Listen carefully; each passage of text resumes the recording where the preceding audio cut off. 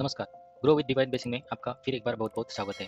जिन लोगों ने मेरे चैनल को अब तक सब्सक्राइब किया है, उन सब लोगों का मैं बहुत-बहुत धन्यवाद करता हूँ और जो भी लोगों को मुझे मेरा वीडियो पसंद आ रहा है, प्लीज़ आप सब्सक्राइब कीजिए और अगर वीडियो आपको पसंद आ रही है, तो ज़रूर अपने दोस्त लोगों को शेयर कीजिए। अगर आपने मेरा लास्ट का जो भी वीडियो था, जिसमें मैंने ऐसे कुछ 10 पॉइंट्स लिखे हैं, जिसमें हम ऑप्शन का हेज पोज़ीशन कर सकते हैं, वो अगर आपने वीडियो अब तक नहीं देखा होगा, तो आप ज़रूर देखिए। आप और अगर आपने अब तक मेरा जो लेटेस्ट वीडियो था कि लर्निंग वीडियो 3 करके है, जिसमें मैंने कुछ ऐसे 10 पॉइंट्स बताए हैं कि किस कंडीशन में, किस पोजीशन में हम ऑप्शन के एज पोजीशन में पोजीशन बाय करके रख सकते हैं और उसका कैसा इम्पैक्ट हो सकता है, इसके टारगेट स्टॉप लॉस कैसे लेके जा सकते हैं। इसके लिए मैंने अच्छी तरह से मेरा जो भी पूरा नॉलेज था उसमें मैंने शेयर किया है। ज़रूर आपको पसंद आ जाएगा और ऑलरेडी इस वीडियो को बहुत अच्छा प्यार आप लोगों से मिला है, तो मैं आपको सब लोगों का धन्यवाद करता हूँ।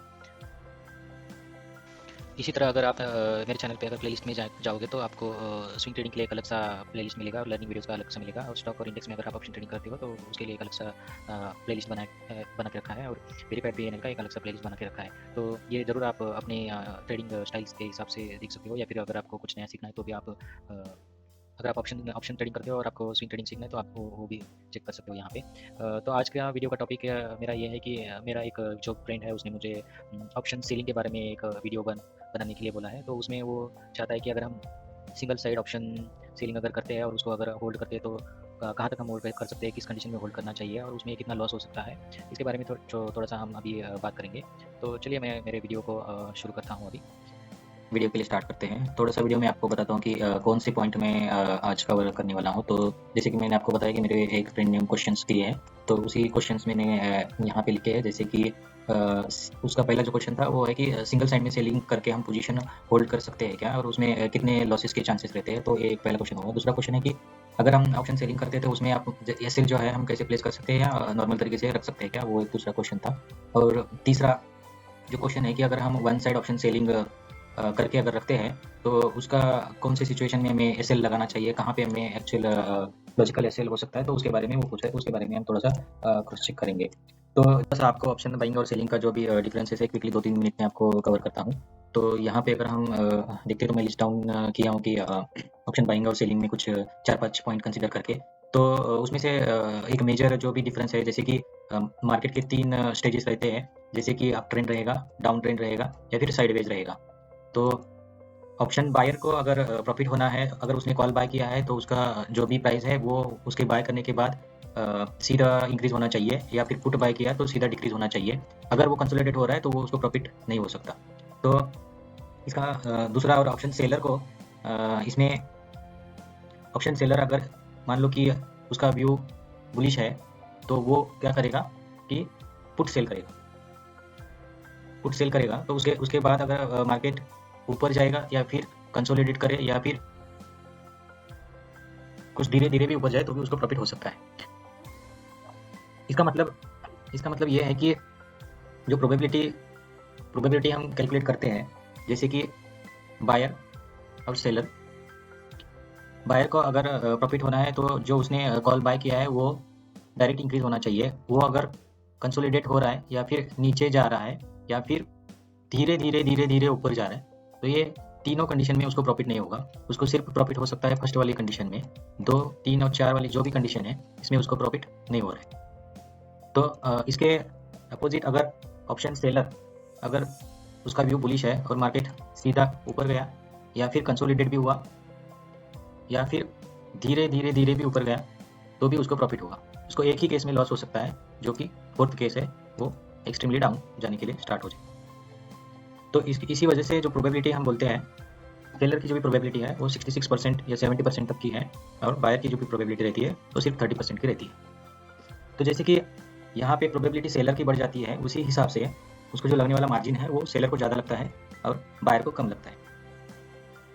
तो इसी के लिए, इसी के ऊपर रिस्क और रिवार्ड का जो भी कंसेप्ट है उसका डिफरेंस यही है कि ऑप्शन बायर जो रहता है उसने जितना प्रीमियम बाय किया होता है उतना ही उसको लॉस हो सकता है, बट ऑप्शन सेलर को अनलिमिटेड लॉस हो सकता है और लिमिटेड प्रॉफिट रहता है। तो इसका मेजर डिफरेंस यही है कि बायर को अनलिमिटेड प्रॉफिट होगा और जो भी रिस्क है वो जिस लिमिटेड रिस्क, जितना प्रीमियम उसने पे किया है उतना हो जाएगा। इसके लिए मैं आपको थोड़ा आगे एक स्ट्राइक प्राइस की ऐड करके आपको दिखाता हूँ कि कितना उसको प्रीमियम लगता है, ऑप्शन बाइंग के लिए कितना प्रीमियम लगता है, सेलिंग के लिए कितना प्रीमियम लगता है या फिर मार्जिन रिक्वायर्ड लगता है, वो देखते हैं।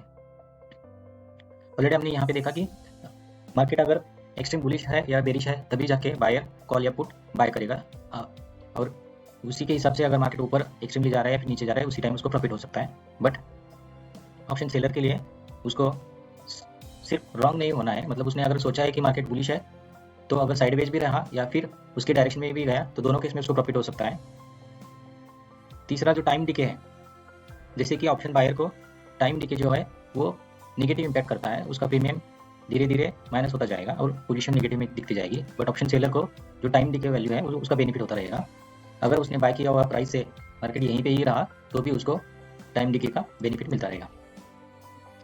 ब्रेक इवन पॉइंट मतलब जैसे कि अगर समझो यहाँ पे किसी ने बाय किया हुआ है और एक आधा घंटा भी मार्केट यहाँ पे रुका और उसके बाद अगर उसको ब्रेक इवन आना है तो उसके बाद उसको थोड़ा मार्केट बहुत ऊपर जाना पड़ेगा, तब उसको उसकी बाय किए हुए वैल्यू के यहाँ 0 प्रॉफिट दिखाने के लिए स्टार्ट हो जाएगा। मतलब उसको ब्रेक इवन आने के लिए उसी के डायरेक्शन में उसको बड़ी मूवमेंट भी चाहिए। बट सेलर को ऐसा नहीं है।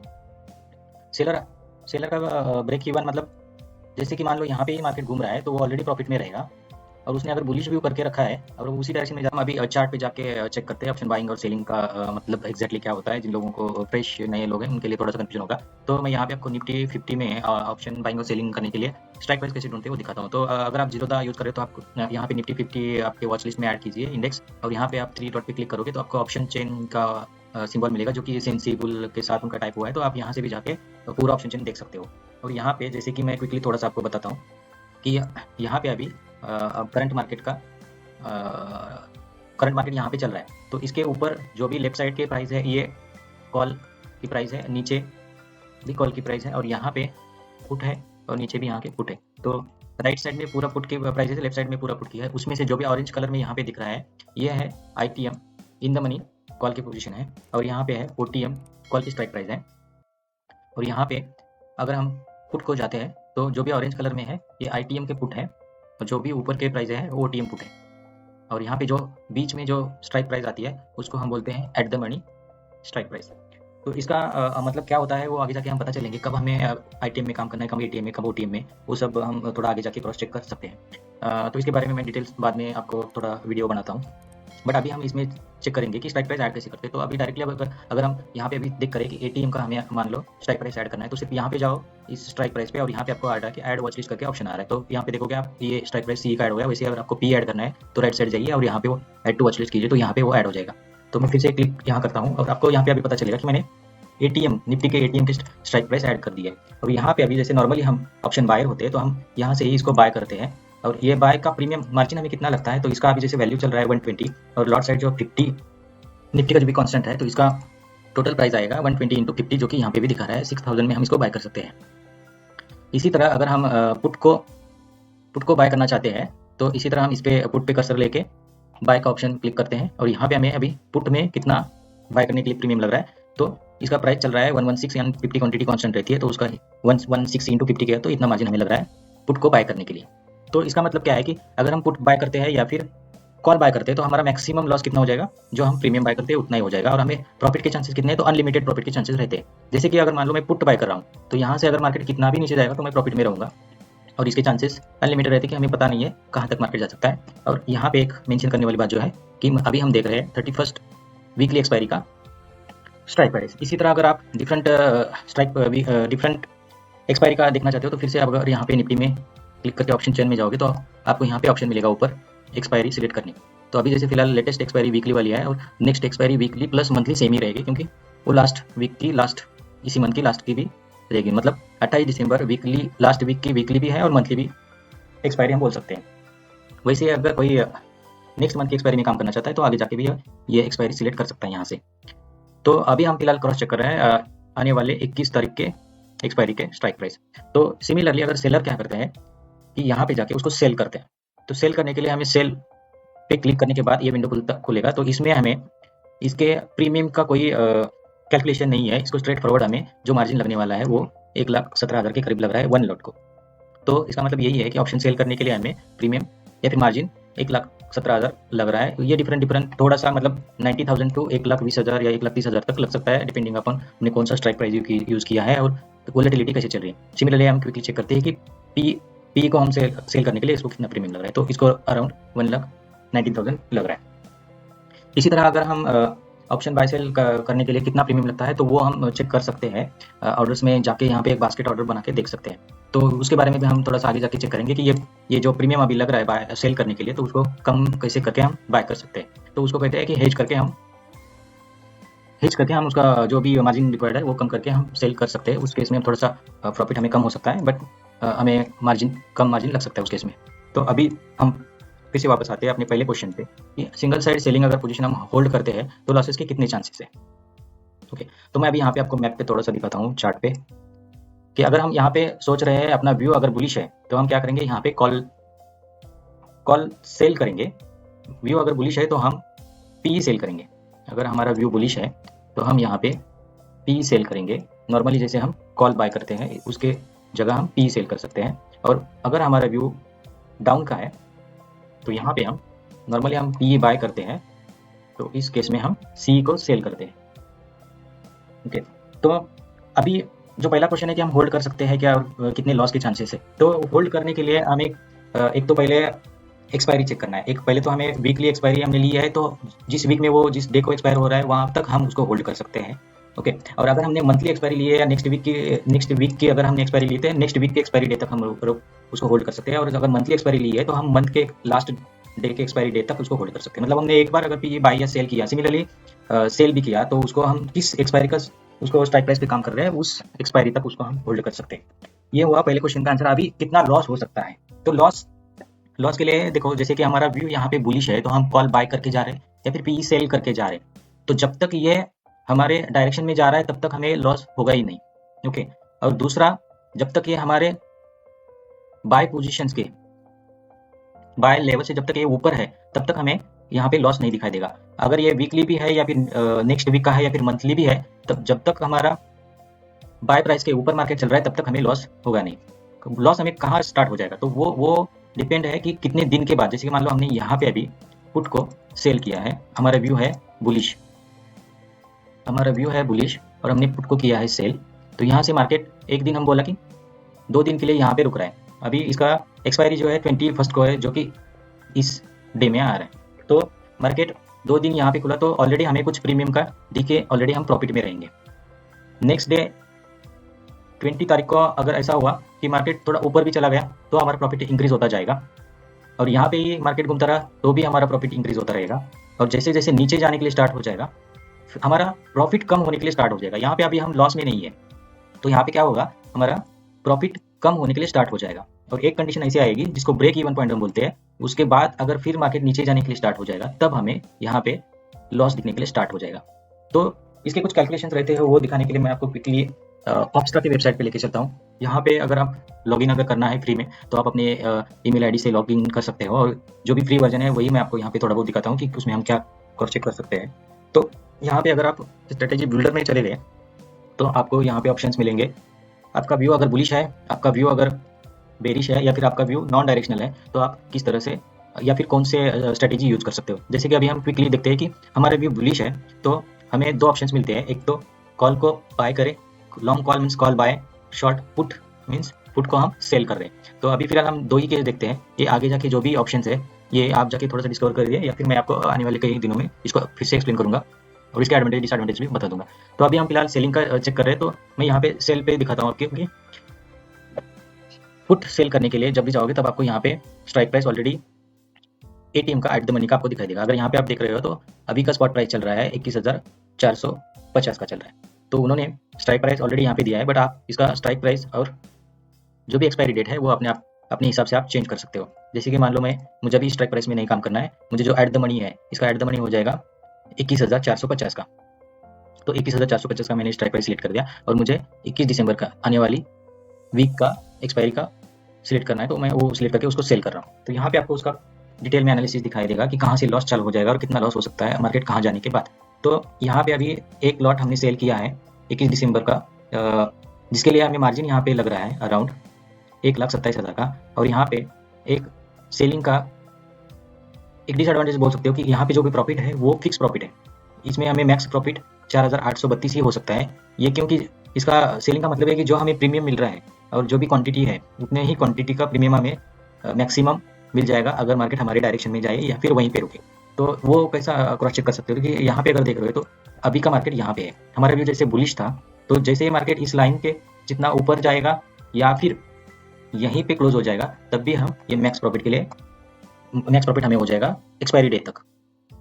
अगर इसके नीचे जाने के लिए मार्केट स्टार्ट हो जाएगा तो हमें लॉस होने के लिए स्टार्ट हो जाएगा। और अगर हम यहाँ पे कर्सर लेके जाते हैं तो दिखाई देगा कि मार्केट कहाँ तक जाएगा। जैसे कि यहाँ पे दिखा रहा है कि 21,270 तक जाने के बाद हमें कितना लॉस हो रहा है, तो -4,500 अराउंड इतना लॉस हो सकता है। तो आप इसी तरह क्रॉस चेक कर सकते हो कि आपको लॉस एक्चुअली कहाँ से स्टार्ट होने के लिए शुरुआत होता है। इस पे अगर आप थोड़ा और ज़्यादा एनालिसिस करना चाहते हो तो आप डे वाइज भी यहाँ पे क्रॉस चेक कर सकते हो कि पहले दिन में कितना लॉस हो सकता है, दूसरे दिन में कितना हो सकता है, तीसरे दिन में कितना हो सकता है प्रॉफिट, मार्केट कहाँ जा सकता है और कितना जा। थोड़ा सा मैं आपको NSE की वेबसाइट पे भी जाके दिखाता हूँ। अगर मान लो हमने 15 तारीख को ऑप्शन सेलिंग किया होता कॉल या पुट, अपना क्या व्यू है उस हिसाब से, तो कहाँ से हमारा स्टॉप लॉस या फिर कितना प्रॉफिट के चांसेस होते थे, कितने लॉस के चांसेस होते थे इसमें। क्योंकि जैसे मार्केट यहाँ पे थोड़ा सा कंसोलिडेट करके फिर थोड़ा ऊपर जाके क्लोज हुआ है, तो किसको लॉस हुआ होगा, किसको प्रॉफिट हुआ होगा, हम थोड़ा सा क्रॉस चेक कर सकते हैं। तो यहाँ पे मैं अभी जैसे NSE में लास्ट टाइम जिसका आपको जैसे दिखाया था कि गूगल में जाके आप NSE Nifty option chain search मारिए और यहाँ पे ऊपर जाके आप निफ्टी, बैंक निफ्टी कौन सा भी चार्ट सिलेक्ट कर सकते हैं। और यहाँ पे आप अगर स्टॉक्स पर्टिकुलर देखना चाहते हो तो यहाँ पे देख सकते हो, और एक्सपायरी आप यहाँ पे सिलेक्ट कर सकते हो। तो अभी हमने निफ्टी का सिलेक्ट किया हुआ है और एक्सपायरी हम 21 तारीख का चेक कर रहे हैं हम कौन से। अभी हम फिलहाल थोड़ा सा क्रॉस चेक करते हैं कि मार्केट जब ओपन हुआ था तब जाके उसका एट द मनी ATM का स्ट्राइक प्राइस क्या था, तो वो अराउंड 21,280 मतलब 21,300 का हम क्रॉस चेक करते हैं एट द मनी पकड़ के कि क्या सीन हुआ है। तो हम यहाँ पे जाते हैं और 21,300 का स्ट्राइक प्राइस पे हम क्रॉस चेक करते हैं। तो यहाँ पे जैसे कि ऑलरेडी आपको मैंने लास्ट टाइम भी बताया कि यहाँ पे हमें कॉल का भी और पुट का भी चार्ट ऑप्शन प्रीमियम का दिखाता है। तो यहाँ पे जैसे हम देख रहे हैं कि मान लो अगर हम बायर है तो इस केस में यहाँ दिख रहा है कि जो भी कॉल है वो कॉल का प्रीमियम बढ़ा है, मतलब अगर हम कॉल बाय करते हैं तो ही हमें प्रॉफिट हुआ है, अगर हम पुट बाय करते हैं तो वो लॉस में ही गया है।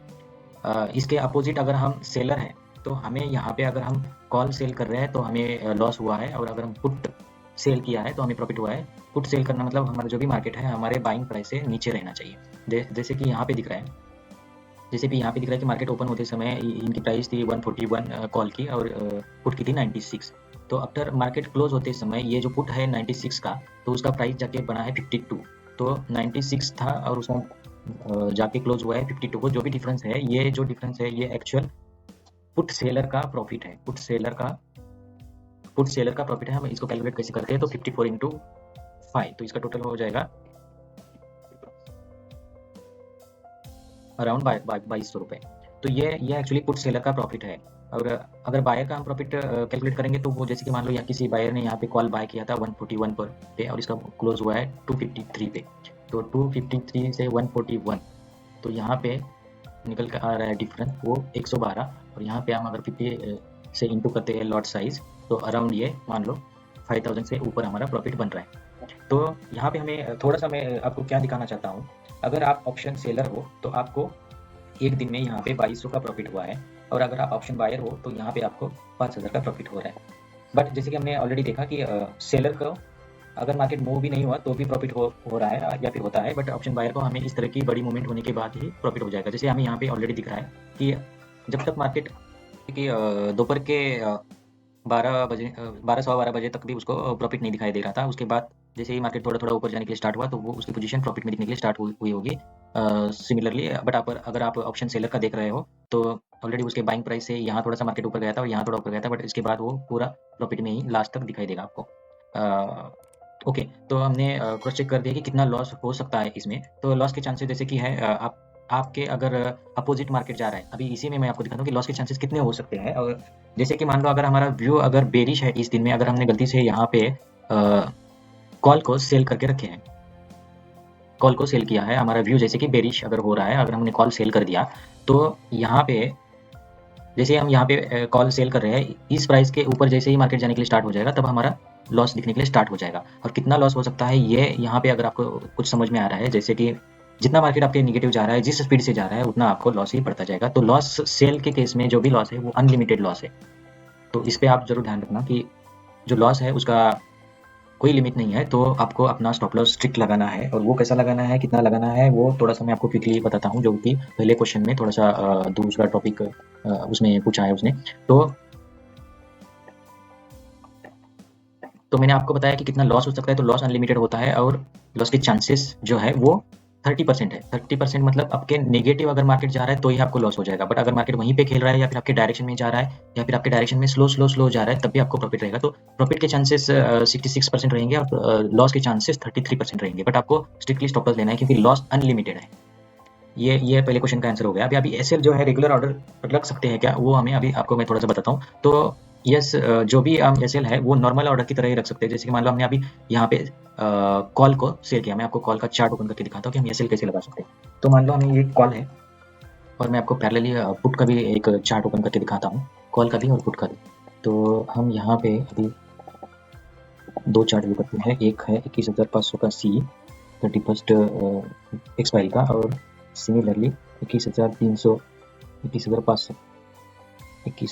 का पी 31st एक्सपायरी का ऐड करते हैं। तो यहाँ पे अभी मैं आपको दिखाता हूँ, जैसे कि लेफ्ट साइड हमारा कॉल है और राइट साइड हमारा पुट है।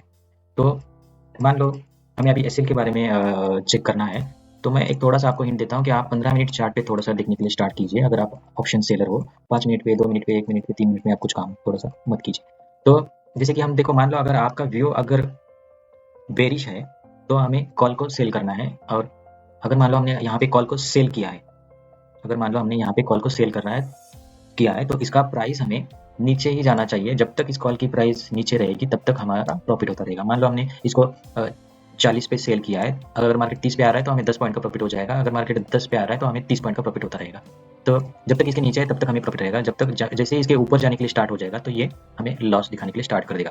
तो लॉस कितना लेना है, कैसे लेना है, वो आपके रिस्क के हिसाब से रहता है। मान लो अगर हम 1 लाख का या 1,20,000 की पोजीशन ओपन की है, तो नॉर्मली 1 या 2% का हम स्टॉप लॉस कंसिडर कर सकते हैं ऑप्शन सेलिंग के लिए। अगर हम देखेंगे यहाँ पे, अगर हम पुट सेल कर रहे हैं, पुट अगर हम सेल कर रहे हैं मतलब हमारा व्यू जो है बुलिश होगा, और हमारा व्यू अगर बुलिश है तो एक ही सिर्फ होना चाहिए कि यहाँ पे मार्केट हमारे नेगेटिव डायरेक्शन में नहीं जाए। अगर मार्केट हमारा व्यू बुलिश है या फिर वहीं पे खेलता रहे तभी हमें प्रॉफिट हो जाएगा अगर हम पी सेल करते हैं। तो अगर यहाँ पे हम देख रहे हैं जैसे कि फ्राइडे वाला जो भी पी अगर किसी ने सेल किया है तो उसको स्टॉप लॉस लेने की टाइम ही नहीं आया।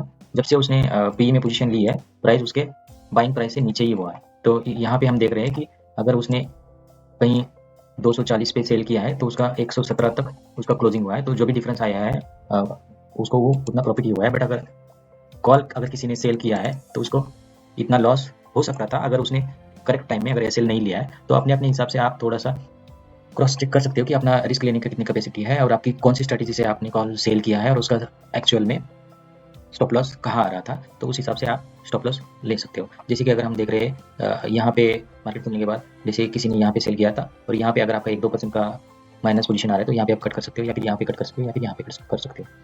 तो ये अपने अपने स्ट्रेटेजी के हिसाब से स्टॉप लॉस आप लगा सकते हो। और जो स्टॉप लॉस लगाने का है वो सिमिलरली जैसे हम बाय में हम स्टॉप लॉस कैसे लगाते हैं। मान लो मैंने यहाँ पे बाय किया है, एक 30 प्राइस को बाय किया है और मेरा प्राइस अभी चल रहा है अराउंड 60 का, तो मैं मेरा इनिशियल जैसे कि स्टॉप लॉस रहेगा, मैं यहाँ पे इनिशियल स्टॉप लॉस लगाऊंगा 20 पे, और अगर मार्केट यहाँ पे जा रहा है, बाइंग प्राइस के ऊपर जा रहा है, तो मैं स्टॉप लॉस लेके जाऊंगा यहाँ पे 50 पे, और अगर मार्केट ऊपर जा रहा है तो फिर मेरा ऐसा ट्रेल करते जाऊंगा। तो ये होगा बाइंग का स्टॉप लॉस, मतलब हम प्राइस के पीछे पीछे जा रहे हैं। सिमिलरली अगर हम सेल साइड का स्टॉप लॉस लगाना चाहते हैं तो सिमिलरली मान लो हमने यहाँ पे सेल किया है इसको 240 पे, तो इसका एसएल हुआ इसकी ऊपर की प्राइस, मतलब इसके अगर इसका 240 का अगर 250 हो गया तो मैं यहाँ पे 250 पे एसएल लगा रहा हूँ मेरा। अगर मार्केट मान लो यहाँ पे गया है 150 पे, तो इसका एसएल 150 के ऊपर की जो भी प्राइस रहेगी, मान लो 160 रहेगी या फिर 170 रहेगी या फिर बाइंग प्राइस रहेगी 240, ये इसके एसएल हो गए। अब टारगेट अगर आपको लेना है तो उसको इस वैल्यू के नीचे का टारगेट लेना होगा। जैसे कि मान लो मेरे बाइंग प्राइस 240 है और मुझे टारगेट लगाना है तो मैं 150 का टारगेट लगाना चाहिए। तो ये हुआ टारगेट और एसएल हम लगा सकते हैं। सिमिलरली आप जब आपकी बाइंग हो जाएगी तब आप उसमें स्टॉप लॉस आफ्टर पोजीशन ले सकते हो। ये मैं आपको लाइव मार्केट में एक बार करके दिखाऊंगा कि कैसे हम एसएल लगा सकते हैं रेगुलर ऑर्डर की तरह से। सिर्फ ध्यान में रखो कि सेलिंग में हमें ऊपर वाली प्राइस में, जैसे मान लो मैंने 200 पे सेल किया है तो 220 मेरा एसएल होगा और 180 मेरा टारगेट होगा। ये एसएल होगा और ये टारगेट होगा। उसके बाद वन साइड ऑप्शन सेलिंग अगर हमने किया तो कौन सी सिचुएशन में हमें स्टॉप लॉस लगाना है। तो आई थिंक ये टॉपिक भी मैंने ऑलरेडी कवर कर दिया है लास्ट इमेज में कि हम स्टॉप लॉस कहाँ लगाना चाहिए, अपने कैपिटल के हिसाब से, रिस्क रिवार्ड के हिसाब से, या फिर अपने स्ट्रेटेजी के हिसाब से हमें स्टॉप लॉस लगाना चाहिए। तो आई होप ये आपको वीडियो मेरा समझ में आएगा। थोड़ा सा थियोरेटिकल, थोड़ा सा इंफॉर्मेटिव भी है, तो आप थोड़ा सा एक दो बार इसको देखिए, और अगर कुछ आपको क्वेश्चंस है तो आप मुझे ज़रूर पूछ सकते हो और हम उसका फिर से